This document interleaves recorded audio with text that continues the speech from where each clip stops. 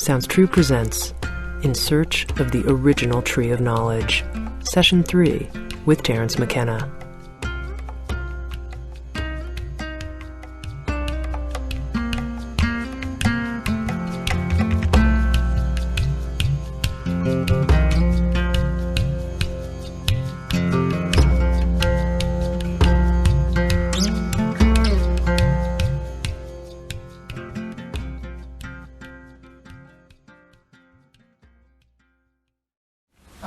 Would you consider maybe giving us a phenomenological run-through like you did with the ayahuasca or the DMT vision, relative to how this... How it works with psilocybin? Well, when I take psilocybin, I take it on an empty stomach. I don't fast or anything like that. I just don't eat for 6 hours. I don't call that fasting. And then I take it in silent darkness. That's number one, very important. The next thing is weigh the dose. You must weigh the dose because 5 grams is what you want. And I've had over and over the experience of showing somebody what 5 grams is, and they're appalled. They say, "My God, you can't be serious." I take a fifth that much. A fourth that much. Yeah, well, that's the problem. That's why you don't have elves in the attic and bats in the belfry like I do. And so then you take it, and I take it on an empty stomach, and a lot of people don't like the taste. I don't really understand that. I just chew them up. I sit with them, and I chew them up. And then, Dried. None of this mixing in applesauce or any of that malarkey. I mean, what's that about? Well, I was just thinking versus fresh. Oh, well, fresh, 60 grams. 60 grams. Because there's more than there's a huge water loss there. And then it takes, people sometimes say it came on within 5 minutes or it came on within 10 minutes. I don't know what that could possibly be about. First of all, it defies pharmacodynamics to imagine that it could come on that fast. For me, it comes on almost always at the 1 hour and 20 minute mark.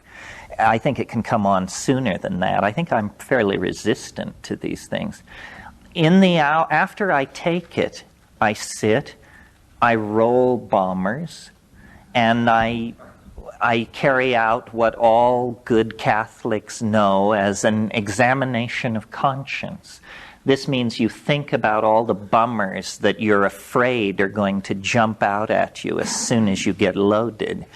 If you will carry out the examination of conscience, you'll be so bored with that by the time the compound actually hits that you usually don't have to pay any dues because you've, face the fact that you're a jerk 50 times in the preceding hour. So, and then the way I do it is at about the hour and 20 minute mark, and I should say in the time preceding that, you may have to go to the bathroom once. You may, it makes your nose run, which is a funny thing. It also makes you yawn. These are definitely qualities of psilocybin, not related to its psychoactivity.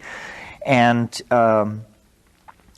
I think that it's very good to decide before it hits that once it begins, you will not alter the plan. In other words, you decide ahead of time, I'm going to sit here and do this. Because at about the hour and 15 minute mark, it will begin hitting you with stuff like, you'd really be more comfortable downstairs. Or, it's awfully hot in here. Why don't you get up and adjust the thermostat? All this stuff. You say, no. We're holding the space and sit there. And then it begins to come on. And it comes, the image I have is like a jellyfish or a silk scarf or something like that. It just kind of drifts down and surrounds you. And at that point, I guess I pray. I say to it, I'm completely in your hands. Please don't hurt me. I'm yours. I'm completely committed. I've held nothing back, so don't burn me, please. And then there is a kind of, it's hard to describe, a kind of potential begins to build up. And you say, the rush hasn't begun, but you can almost close your eyes and see millions of little psilocybin molecules elbowing serotonin molecules out of the way and fitting themselves into the receptor site, and the electron spin resonance dynamics is beginning to shift, and the whole thing is about to take off. At that point, I smoke furiously. And that usually is all it takes. And it comes on, and the first rush is really astonishing. I mean, sometimes it's more mind-boggling than others, but I can remember situations where I would just see it coming and say, oh my God, it's 100 miles wide and 10 miles high. Where are you going to run to? It's just, you say, good grief. I guess I'm not going to meet this one sitting up. I think I better lay down. And in about the time it takes to make and execute that decision, then it just hits. And it's like a tidal wave. I mean, I have the feeling when I'm doing it in California that everybody from Vancouver to Tijuana has just crawled under their desk, because you can't imagine this is happening between my ears. It's more like an asteroid must have fallen in the Pacific Ocean and raised some enormous incoming wave. It's sort of like. It's like watching a thermonuclear explosion through 50 feet of crystal clear glass. So, you're perfectly calm. It's not getting at you. But the energy that is being released in your presence is awesome. And then and sometimes in that first pass, the linguistic machinery is burned out. You've probably seen these scenes where they will test a hydrogen bomb, and they set up cameras a quarter mile from ground zero, a half mile, a mile, 2 miles, and then when they actually detonate the bomb, they get the view from the first camera, and then they switch to the second camera as the first camera is blown to bits and vaporized, and they keep pulling back as each successive instrument is destroyed. Well, this is sort of the feeling you have as this thing spreads out toward you. And then it does what it wants to do. It tells you what it wants to tell you, and it's highly unpredictable. I mean, people always say you should ask it a question. This seems absurd to me. I mean, I don't know. Once when my life was in turmoil, I did ask a question. I said, I wrote it down ahead of time, and the question was, am I doing the right thing with my life? And then when I got in there and I posed the question, and the answer came back instantly. It was a ripoff from Lyndon Johnson. It said, what kind of a chicken shit question is that to ask me? I said, oh, sorry, didn't mean to presume, Said, get your act together, and then we'll have a conversation. But if that's what you want to talk about, you should have taken MDMA. And and then, paralleling what we talked about this morning, and again, I'm just giving you my subjective take on it, it's like I come into a place. It's hard to describe. It's a feeling. And the content of the feeling is, now the elves are near. But they won't appear unless I invoke them. And, I wish I could tell you that I chant in Mandayan or something like that, but I don't. I stole a line from an old I Love Lucy program where Ethel is talking to Lucy about UFOs. And Lucy says she talks to the UFOs. And Ethel says, well, how can you talk to UFOs? And Lucy said, well, it's simple. I just say, come in, little green men, come in, little green men. And that's what I do. I say, come in, little green men. And then there is, and women, if there are any out there. And then there is it's like a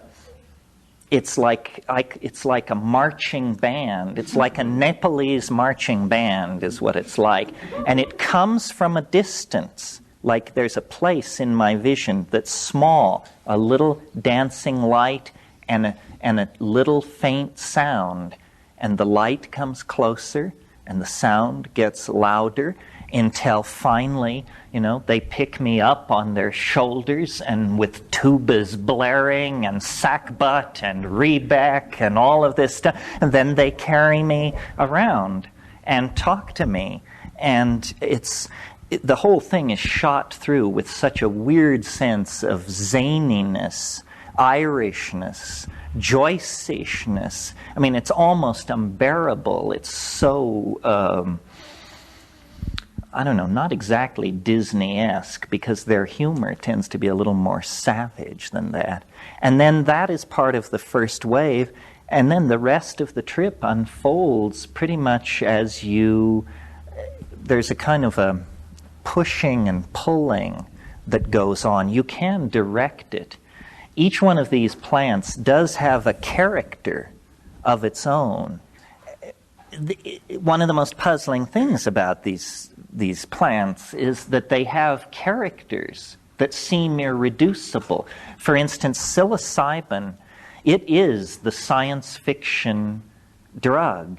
In other words, it says, we have been denizens of this planet for 400 million years. Our original home planet is in the M5-83C system.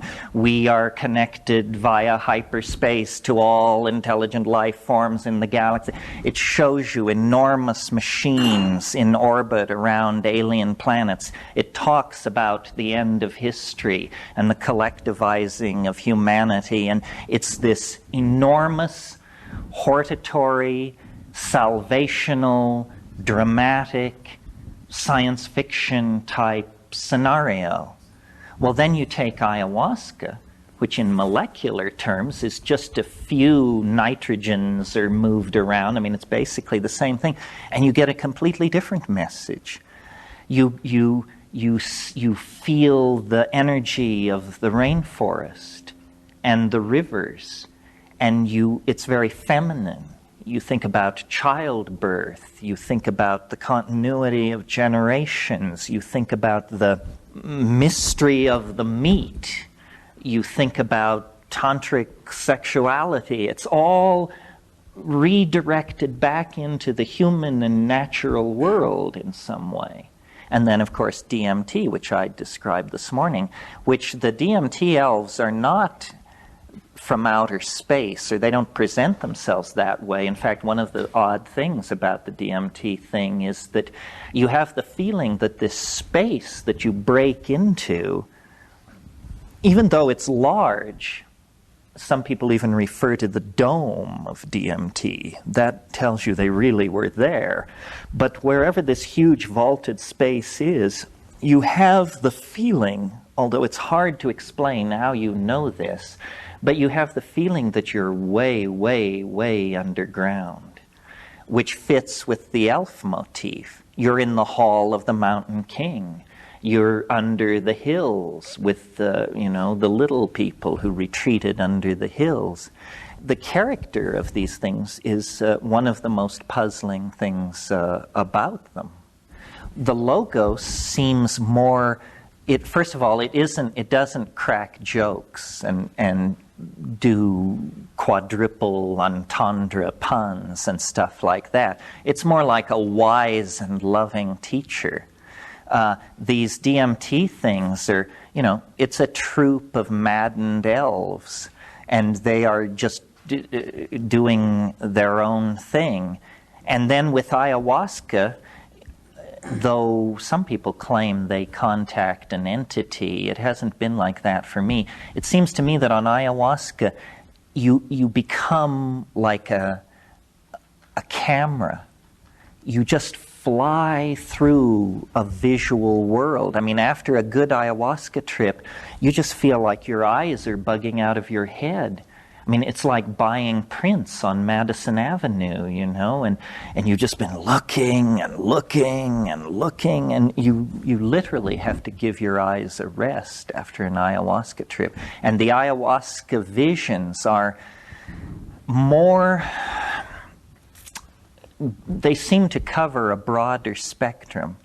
The psilocybin hallucinations tend toward this highly polished, machine-like, insect-like, outer space bit.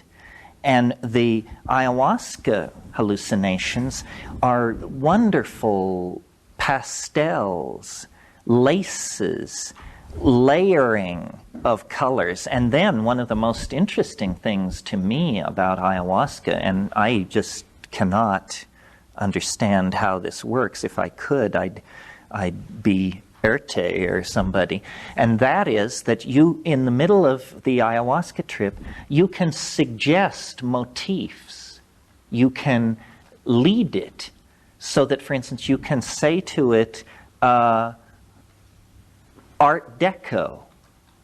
And suddenly there will be thousands of candy dishes, cigarette lighters, champagne buckets, automobiles, stained glass windows, doorknobs, silverware, all rolling in black space in front of you, all the perfect exemplification of this aesthetic, the Art Deco aesthetic. And then you can say to it, okay, Italian Baroque.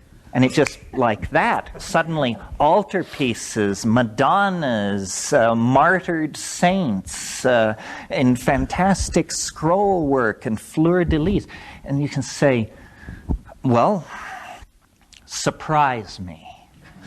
And then you will get a coherent style, like Art Deco, like Italian Baroque, except that nobody's ever bothered to realize it on this planet. But it's as coherent.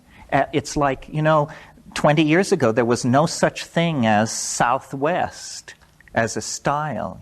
This weird thing coming out of Santa Fe that I notice has planted its roots deep here as well. The turquoise and beige endlessness of feathers and hammered titanium and all that. Well, that's an aesthetic that has cohered in the last 20 years and come into being. There seem to be an infinite number of these things, as different as the bronzes of the Han Dynasty are to a Dali or a Pollock or a Bosch. And then you can say to it, going beyond the surprise me challenge, is what I always say to it is, I want to see more of what you are for yourself. And then it's like there's this low organ tone, and it begins to lift the veils, and the temperature in the room drops about 20 degrees. And after about 20 seconds of that, you just say, enough of how you are for yourself, because you can tell what's happening is it's starting to reveal something so peculiar and so untailored for the human mind or eye that you become afraid. You say, can we go back to dancing mice, Art Deco cigarette lighters, and Baroque altarpieces, please? This is turning into deep water as far as I'm concerned. Yes. What happens on higher than, if anything, higher than 5 grams of mushrooms? go? 10 grams, 20? Oh, that's a good question.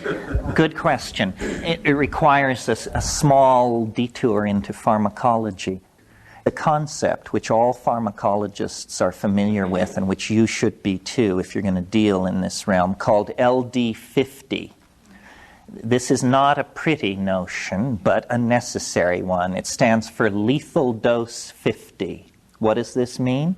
It means if we have 100 mice, how much psilocybin do we have to give each mouse to kill half of them? Do you see? LD50. Half the sample dies at the LD50 dose level, whether it's graduate students or rats. Now, when you're designing a drug, or when you're thinking about a drug, what you want is a drug with an extremely high LD50 opposed to its effective dose. So say the effective dose of psilocybin is probably about 0.5 milligrams per kilogram. And the LD50 is probably 200 milligrams per kilogram. The LD50 of psilocybin is 400 times the effective dose. This is a pharmacologist's way of saying this is very, very safe. So if you eat a pound, you're probably going to die. A pound wouldn't kill you. I don't think. It might be getting close, but you'd have to eat in that range to die. Now, some drugs have horrendous LD50 to effective dose profiles. Unfortunately, and I hope I don't rain on anybody's parade here, MDMA has a terrible LD50 profile. The effective dose is 125 milligrams. You can kill yourself with 1,000 milligrams. So that's not good at all, because sure as hell some street person or some depressed person or some maniac is going to take 1,000 milligrams, and then you've got a stiff on your hands. So I don't want to trash MDMA. It's changed a lot of people's lives and saved relationships and so forth and so on. But to me, it's a perfect example of why you're better off taking plants. Because here was this drug, somebody invented it, they gave it to a few friends, it seemed to be wonderful for solving personal problems. So without any collection of human data, this thing becomes an item in the underground. Well, and so then thousands of people take it. The psychological effects seem completely benign. It's a wonderful thing. The physiological effects, it's a very disturbing profile. It's not that it destroys the serotonin receptor site, it's that neurons, are covered by these very delicate structures called dendritic spines. Now, nobody knows what dendritic spines do, but every neuron in your body has them. And when you take MDMA, it mows them down. They go away. Now, so then you get two schools of thought. One says, well, my God, anything impacting the physical brain that dramatically should be stayed away from. And the other camp says, well, do you see any behavioral changes in people who take MDMA a lot? Do you see any physical destruction, seizures, blindness, anything? And the answer is no. So they say, well, here we have histological evidence that this thing is making major physiological changes in the dendrites and no behavioral sequela to back up that this is of any consequence. Well, my position, being basically a very conservative person, is in that case, wait. You know, they're doing work on this in a dozen labs around the country. They'll figure it out. In the meantime, take psilocybin or mescaline or something else that has been sanctioned, because you just do not want to insult the physical brain. You know, that's the whole name of the game. You have to keep the brain in good shape. So, taking a compound like psilocybin, if the effective dose is 20 milligrams for somebody who weighs 135 pounds, well, then looking at the pharmacological data, they should be able to take 2,000 milligrams without any trouble at all. That's 100 times more. But in fact, what happens is, as you raise the dose, is that the psychological presentation becomes unbearable. It becomes so strange that you fear for your sanity, in a good old Edgar Allan Poe-ish phrase, you know. It gets stranger and stranger. And, I've talked to pretty naive people who have overdosed. Usually the way these overdose situations occur is people are gathering mushrooms in the wild, and they start eating them, and then they just keep eating them, and then they realize they've eaten 4 times more than the effective dose. And this is where you get into places where you don't know what to say, because if you tell people, they'll throw a net over you. But you want to say because you're so personally disturbed. This is where the flying saucers land and the rectal examinations begin, and you're told that you're the Messiah, and it becomes quirkier and quirkier. So I think you have to, I'm very admiring of people who can take very high doses, but I find it quite challenging enough in the 5 to 7 gram range. A friend of mine says of psilocybin that every time he takes it, he tries to stand more, meaning more of the vision, because it is filtering itself. It's definitely filtering itself. This is why beginners almost never have bad trips, because somebody in there looks at your clipboard and says, oh, this guy has never done this before, so lay off the rough stuff. Just, bring him through the standard number. It's the people who consider themselves experienced, who've done it 20, 30, 40 times, says, we can take the gloves off with this guy. And it always amazes me. I sometimes meet people who say, I've taken mushrooms 50 times and I've never had a bad trip. And I think, lucky soul. Because when it goes left, it's hard.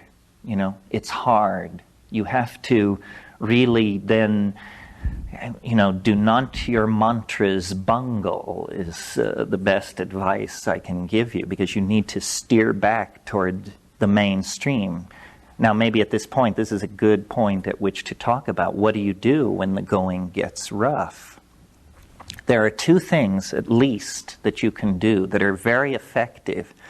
The first is, and it's a very simple thing, but people in our culture seem to be resistant to this, is you sing.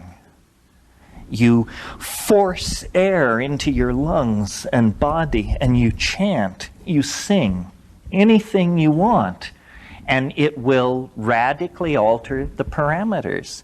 There's a certain place in psilocybin that is my bête noire, which I call the meat locker. And I don't like this place, and meat locker is a mild term for it. It's more like, the morgue for the homicide unit or something. Whenever I start drifting that way, I sing. And then you can navigate through it. The other thing you can do, although this is sometimes trickier, is smoke cannabis.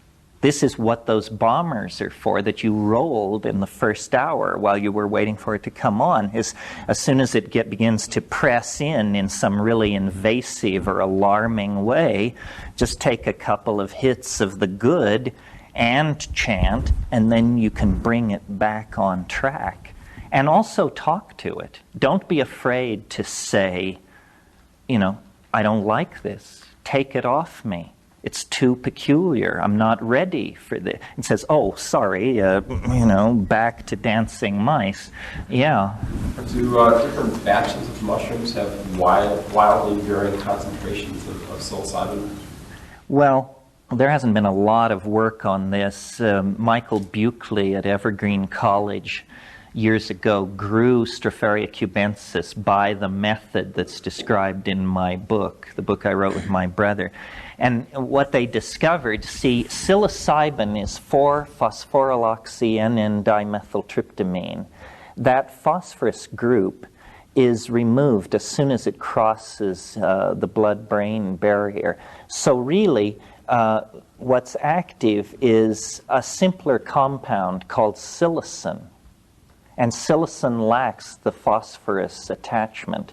When I was into my extraterrestrial phase, when I was assuming that the mushroom was an extraterrestrial, either the extraterrestrial itself or something designed by some kind of an extraterrestrial, it was very interesting to me that psilocybin is, as I said, 4-phosphoryloxy-N,N-dimethyltryptamine. It is the only 4-substituted indole in nature. The only one.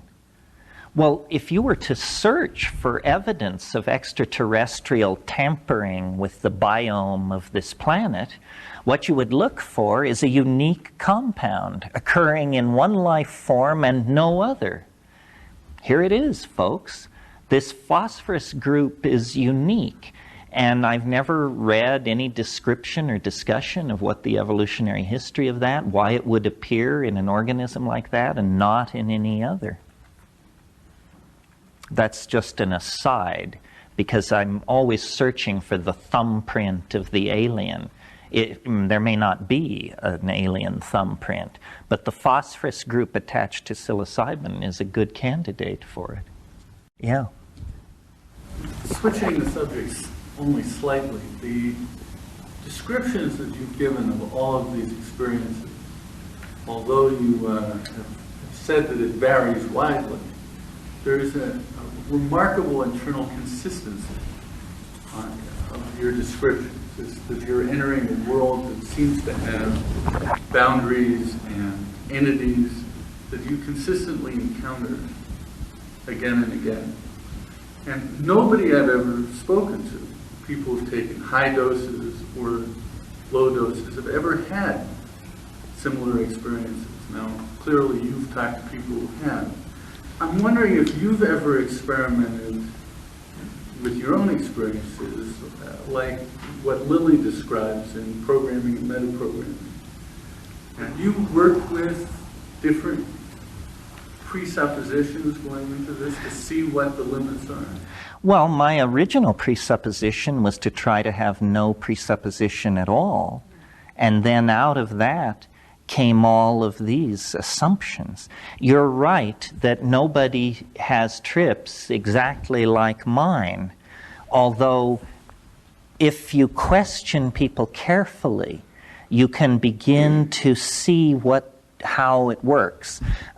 For example, I described this thing this morning, the elves, the presentational thing, the high-speed motion, the gifts, all that. Well, sometimes people will take DMT and they will come back and you'll realize that it's as though there is an archetype there which has different levels in it. And if I had to say what the archetype of DMT is, it's the archetype of the circus. And one time I saw a woman come out of DMT. She was an anthropologist. She had fairly high body weight, and I could tell that she had not gotten a complete hit. Came down, we said, okay, what was it? She said, it was the saddest carnival in the world. She said the carnival was closed. All the tents had their flaps rolled down, and there were just paper cups and candy wrappers blowing in the aisles in between them, and the Ferris wheel was stopped. Well, she was just at the edge of this thing. And if you think about the archetype of the circus, it is an interesting one. First of all, you have the 3 center rings where wild and zany activity is continuously being presented. Tiny cars keep arriving with 14 clowns in each one, and they keep climbing out, falling all over each other.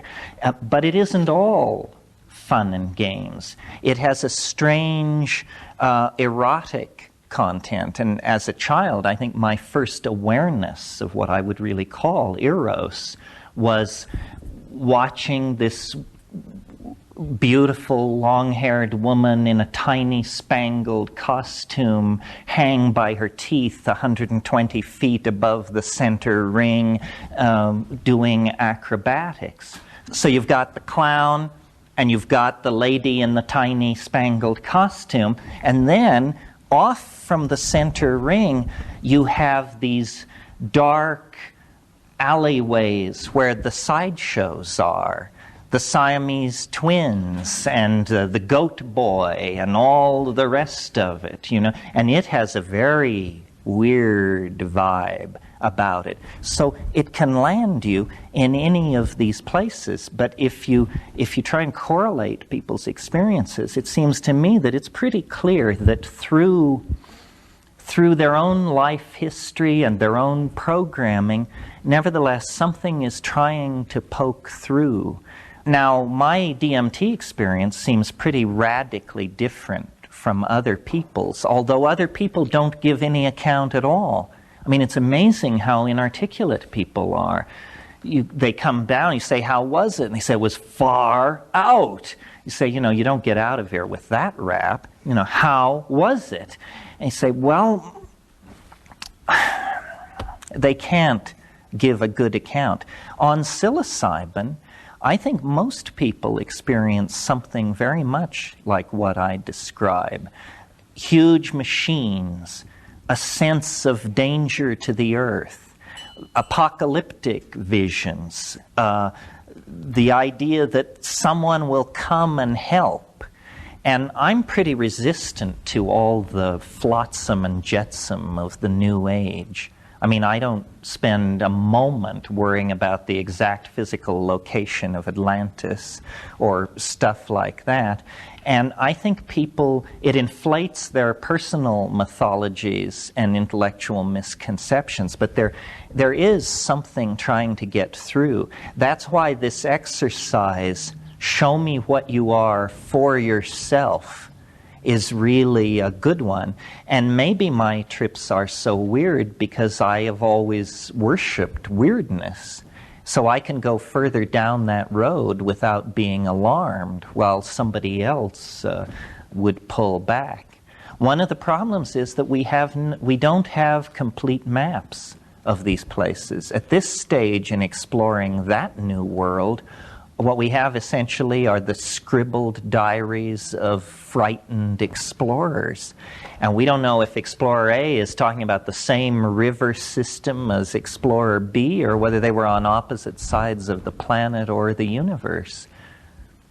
Building a coherent picture of the psychedelic dimension would be the first challenge to a rational approach to understanding it. Have you ever read Far Journeys by Robert Monroe? Is that the first book? No. No, I read the first book, and I was puzzled by how much of it didn't seem familiar to me.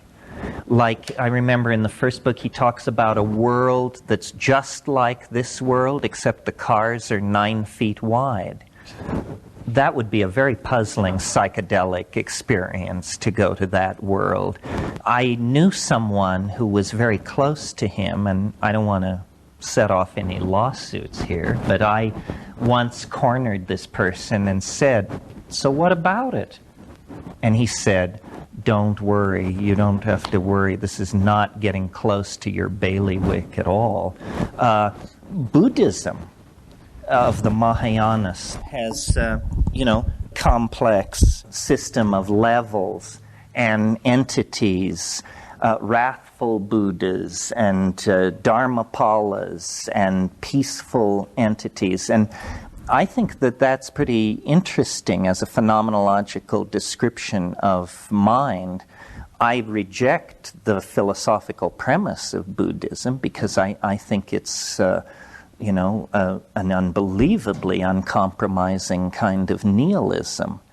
But Buddhism, as it's pitched in America, soft pedals that a lot. They don't present it as a form of nihilism, but I think ultimately it is, in the most positive sense. But still, I'm of the school that follows Alfred North Whitehead, who said, say what you may, there are certain stubborn facts. And, that's not a very Buddhist point of view. Yeah. I don't know how far you want to go with all this, but I'm really interested in how you compare mescaline and LSD experiences with the other drugs that you talked about. Okay, well, LSD, again, you remember, I'm only speaking for myself because there is no other way to approach it.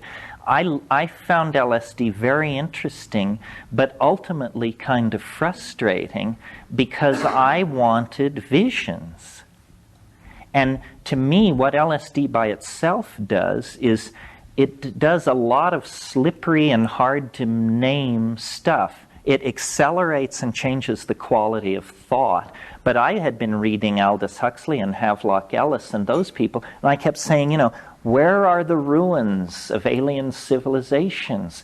Where are the jeweled tapestries? And then, fiddling around with LSD, I discovered that if I would take it with mescaline, then it became the psychedelic experience that I was seeking. But in and of itself, it's kind of psychoanalytic.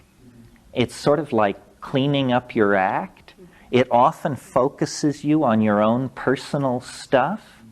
And, I have to confess to you, I'm not that interested in my own personal stuff, probably because it's so horrendous. But I don't like personalized trips. I like cosmic vision information trips. And then mescaline, you have to take a lot to get it to really do what you want it to do. And it being an amphetamine has not a very good LD50 profile. It's not like MDMA, where 10 times the effective dose, you're in real trouble, but probably 40 times the effective dose, and you'd be sweating bullets. So, and then just the nature of my life, I've not had as much to do with mescaline as these other things. I'm really a vision freak. And people say, well, there's feeling, and there's insight, and there's this and that. But the reason I'm so fixated on vision, or the excuse I give, somebody said it's because you're a double Scorpio. But to me, it's the proof that it's not coming from me. I can come up with insights. I can come up with funny ideas. But I can't come up with objects never before seen by the human eye or mind. And so when the visions start, then I feel this is the transpersonal part of the trip. This isn't my unconscious, my memories, my fears, my hopes. This is something else. Yeah. Last night you were talking about boundary dissolution and ego reduction. And what you described this morning, how do they relate? Well, I think in very practical terms, they show you that everything you know is wrong. How can the ego survive that piece of information? It just puts in your lap incontrovertible evidence that everything you ever thought or believed is hokum.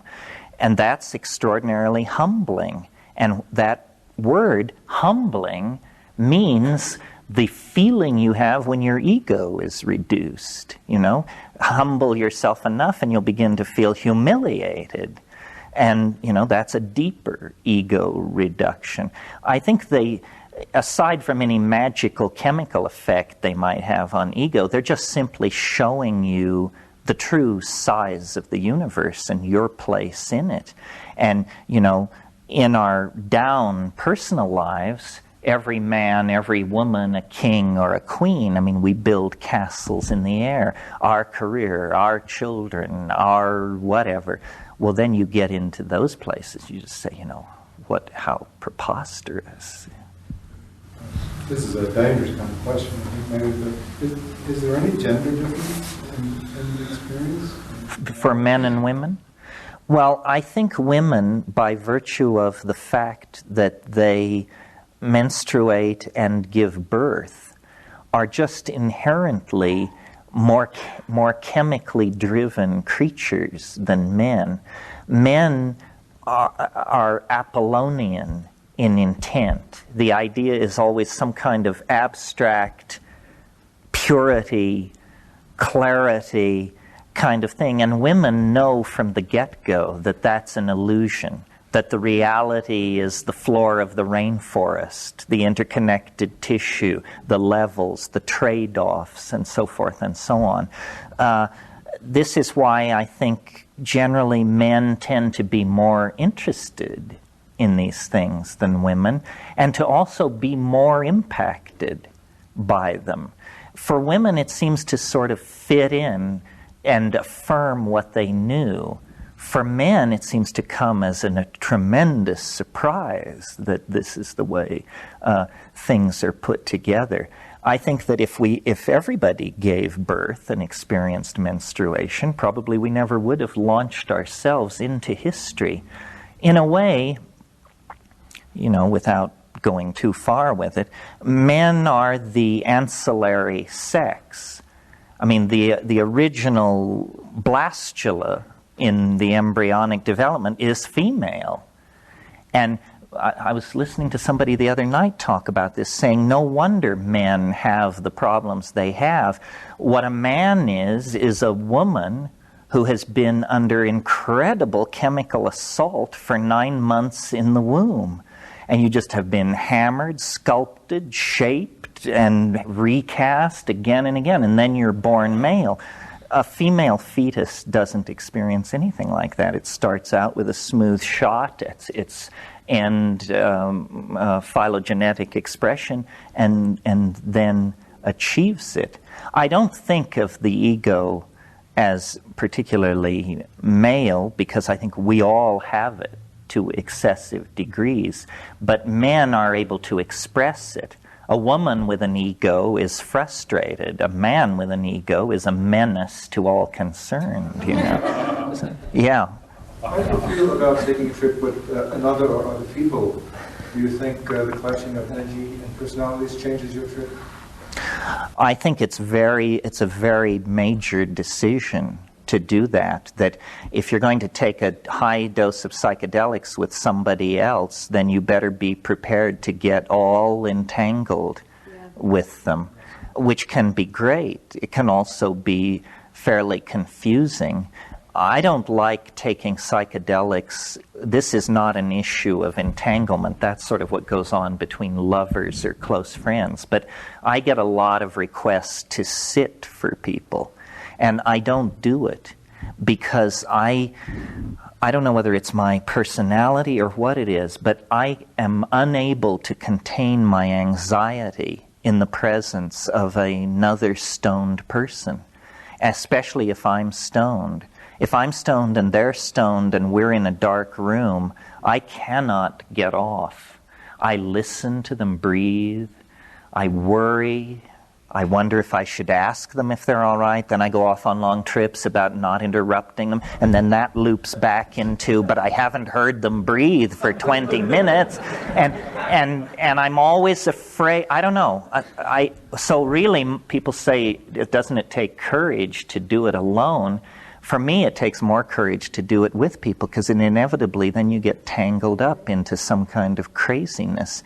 And, you can think you're having a telepathic experience, and they've decided that they want to have sex or something, and meanwhile, I've just had a revelation about that entry Molière made in his diary when he was talking to his niece Agnes about the nature of the French comic theater. And so you say, boy, we've got too much on the menu here. But I'm weird, remember that, yeah. Okay, now, and we have heard about the common visions shared by people taking ayahuasca. You mean the group mind on ayahuasca? Yes. It's very possible. I mean, you can sit with someone and play a little game where you will describe the hallucinations for 30 seconds, then they get to describe the hallucinations for 30 seconds. And you can absolutely convince yourself that people are seeing the same, that you're seeing the same thing. And, when you toss sex into the mix, it just goes over the top. I mean, I've had the impression, I don't want to trot it out as a position of mine or something that I assert as true, but I have had the impression, stoned on mushrooms, making love, that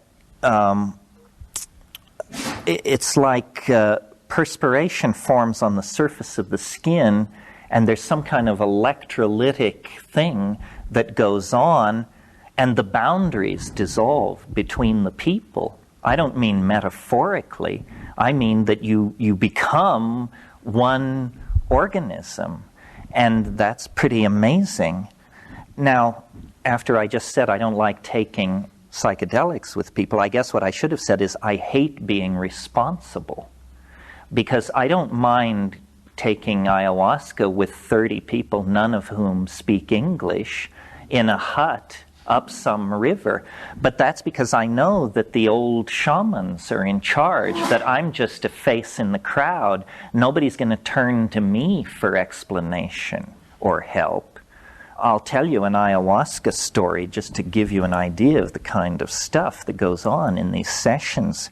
Years ago, in 1976, Kat and I, it was before we were married, were in Peru, and we had found this shaman who was very good, and he had a following, and we were, apprenticing ourselves to him, and the style of these Peruvian mestizo people is that, cultures handle this differently, but they are never straight with each other. It's an incredibly masked culture, almost like the Japanese, but without the formality. In other words, if you think somebody's a jerk, you would never say that. That's the last thing you would say, because that's your true opinion. So we got into a situation with these people where this elder shaman, who was very respected, beloved even by these people, he had a nephew, a sobrino, who was an absolute jerk. This guy was into pimping a little on the side, and he was very ambitious to perfect his ayahuasca so he could go to Lima and charge yuppies a bunch of money for taking it and so forth. And he had this really awful habit, and I don't know what had gone on before we got there, but they would all get together to take ayahuasca. And these old guys, 80, 85 years old, the totally authentic dudes, would sing these beautiful ayahuasca songs. And he would sing against them. Can you imagine a scene like this where everybody's singing "Row, row, row your boat," except one guy wants to sing 5'2", Eyes of Blue, and does. And the level of social tension in these meetings would just rise and rise, but nobody would ever say anything to this guy and tell him to bug out and can that crap. So one night, this had happened 2 meetings in a row. It was the 3rd meeting like this. Everybody hoped this guy wouldn't come. So then he showed up. So then we all dose. Then we get loaded. And the singing begins, and he begins his singing. And in the wave of hallucinations, and Kat was sitting next to me, he was sitting up on his haunches, kind of rocking back and forth on his heels. And I would look at him, and I could see he was going through these weird animal transformations. First he would become like a jackal, then he would become like a monkey. And it was really intense, and I mentioned it to Kat, and she could see it too. Well, so then he kept and we were also trying to tape these ayahuasca songs, so it was a double irritation to us that this guy was so out of control.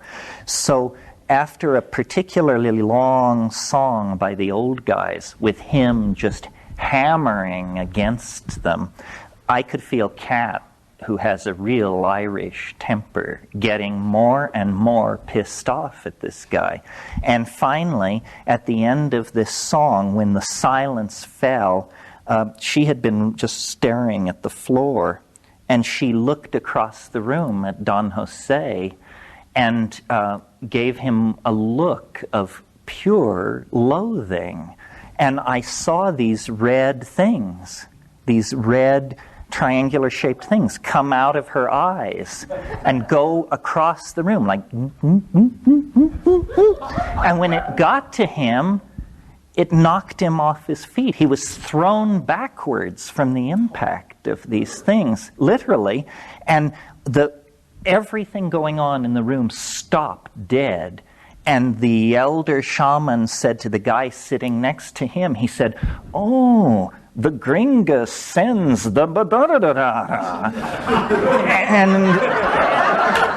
And, you know, then you realize, wow, we're in over our heads here. You can't tell shit from shinola in this scene. So that's an example of, you know, magical power condensed onto the material plane. Yeah. That's the inevitable question. Did the man do his counter singing after that? He actually didn't come back after that evening. Then the other question, or actually a perspective, is that power and that transmission of mind so many times is carried from that energy that goes back and forth through the eyes. And I wondered if you had any more thoughts on that. Well, it seems to imply that we are all potentially linked together in many ways that civilization has suppressed.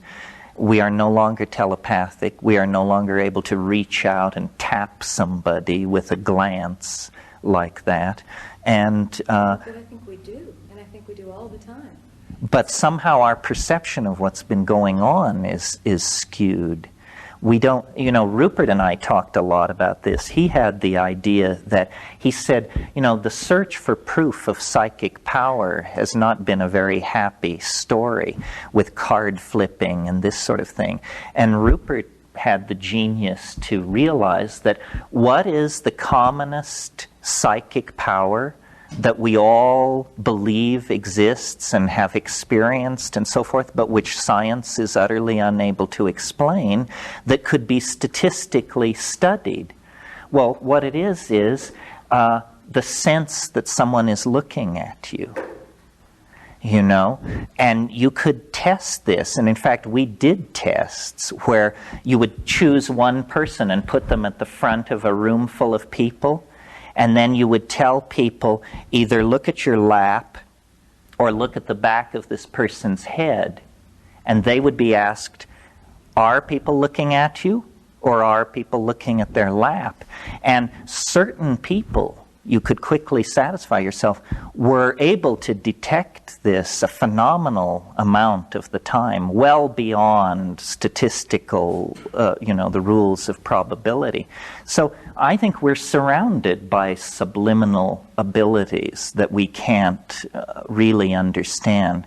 I mean, from years of traveling in Asia, I have an amazing psychic power, which is I can tell when food shouldn't be eaten, you know, and it will happen to me, you know, in very good restaurants, and if I go against it, you know, I'll spend the evening over the toilet because I couldn't believe that Chez so-and-so would serve poisoned food because it was costing me so much money. But then when I get back to the hotel room, sure enough, by overriding my own instincts, I get into trouble. I think psychic ability, well, this is worth talking about, that we cannot be, or how can I put it, we cannot evolve beyond the confines of our language. And if you have a language that makes telepathy impossible, then telepathy will be impossible inside that culture. You see, we all pay lip service to the idea that language and culture create each other, but we actually act as though culture is real, and it isn't. I learned this, in Peru very dramatically, because in the Peruvian Amazon, there's a disease which people are very, very concerned about, called susto. Have all of you heard of this? Susto only affects Peruvians. This is the first clue that something weird is going on. And its major manifestation is bad luck. But if you get it, and you're a Peruvian, you prepare to cash in your chips. It's as horrible as melanoma. You're doomed if you have this stuff. And you have to go to a shaman and get it taken care of, or you're dead within 6 months. But I can't get susto. It's a linguistic disease of some sort. It travels around inside the confines of mestizo Spanish and nowhere else. But it's the evil eye, isn't it also? Is the equation in the deep south of our country. People have these ideas, yeah. And, like people say, well, magic is accomplished because the person the magic is being done to knows that it's happening, and therefore they unconsciously participate in their own demise. But I've observed these shamans in the Amazon, and they will go, if a shaman has decided to actually get somebody, then he will go to incredible lengths to conceal what he's doing, so that the person never knows and never knows how to blame. So it isn't some kind of psychological co-option that's happening. It's something a good deal more complex than that. Yeah.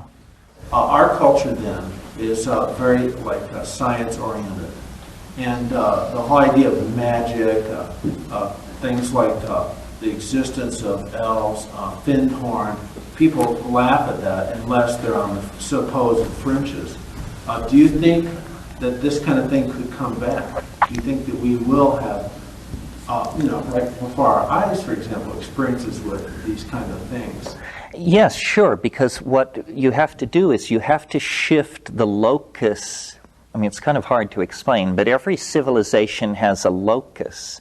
And we have disempowered ourselves by shifting the locus to an imagined class of experts. We have an incredibly peculiar version of how the universe is put together. First of all, we rely a lot of the time on the notion of the itsy-bitsy. Genes, viruses, atoms, elementary particles.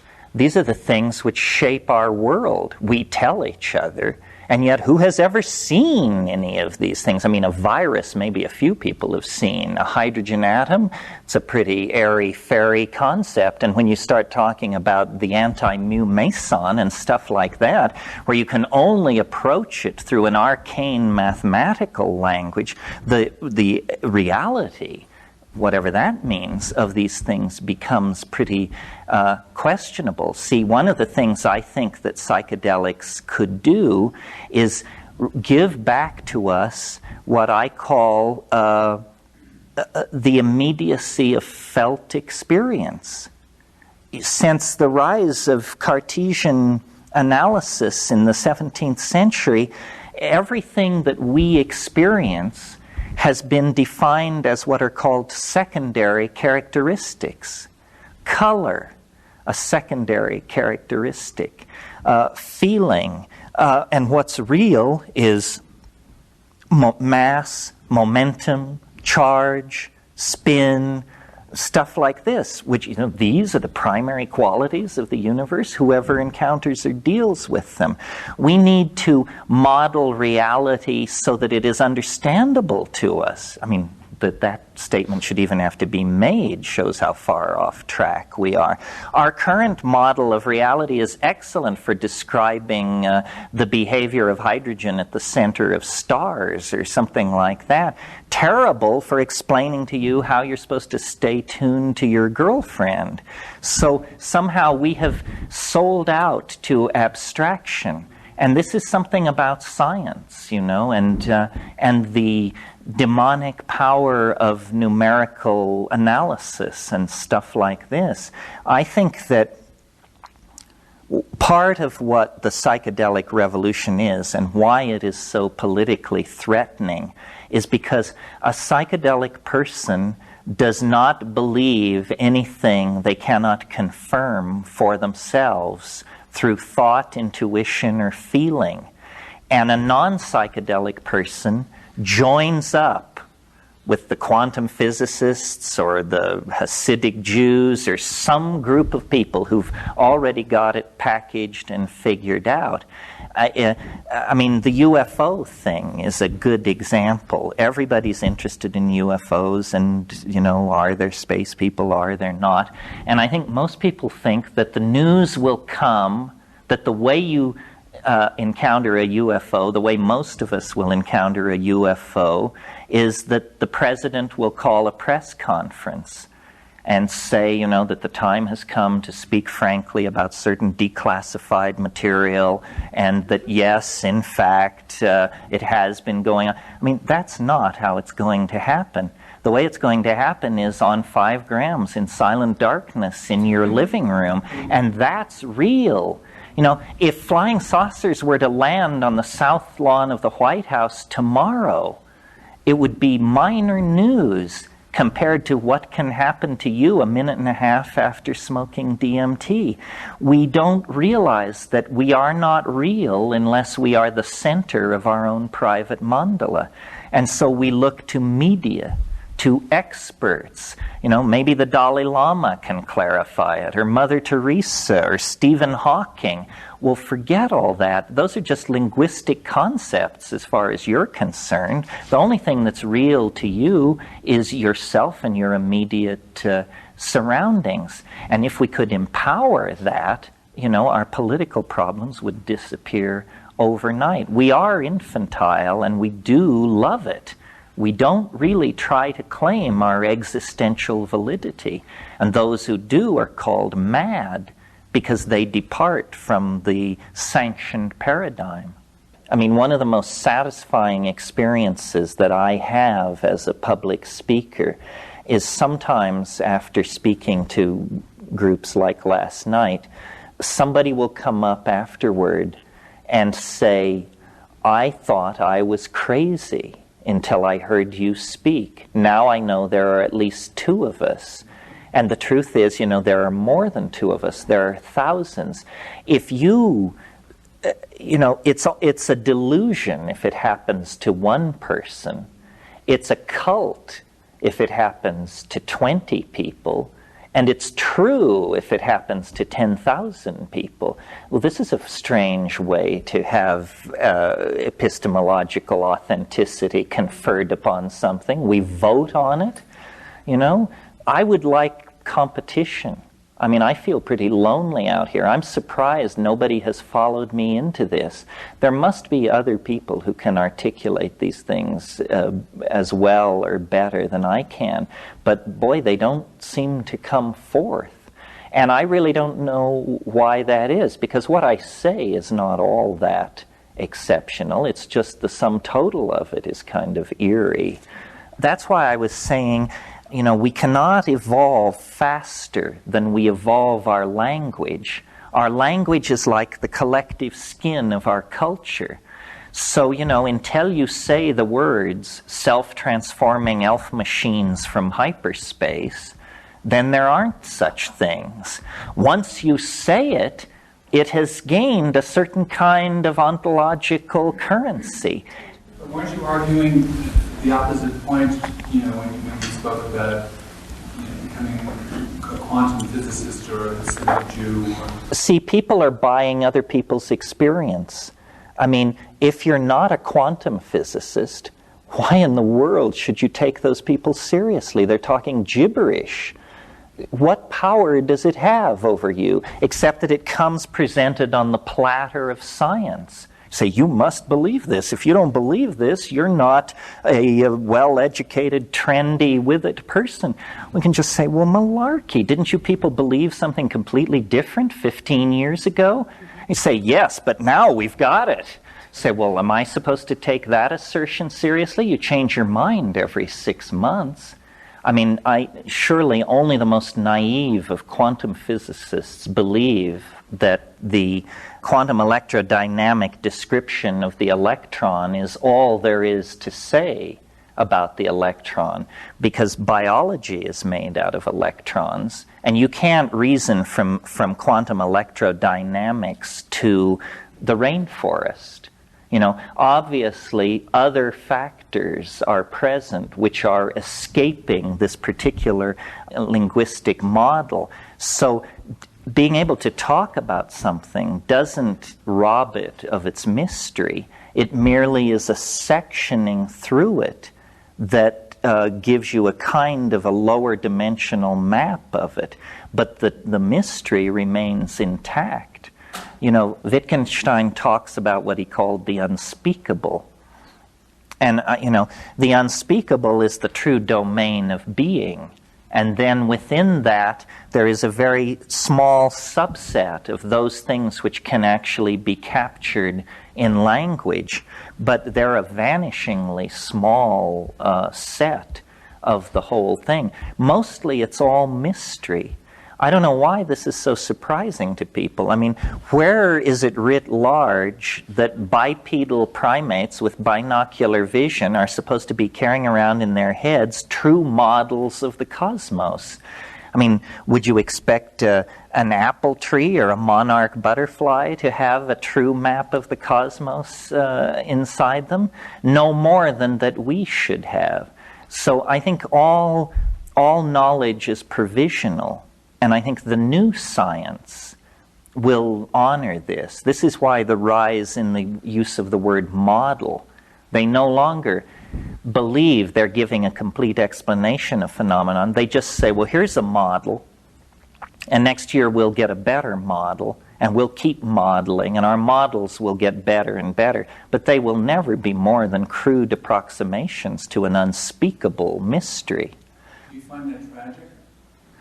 No, I find it exhilarating. I think part of the male or part of the ego dominator pathology is to demand closure out of everything. There is no closure.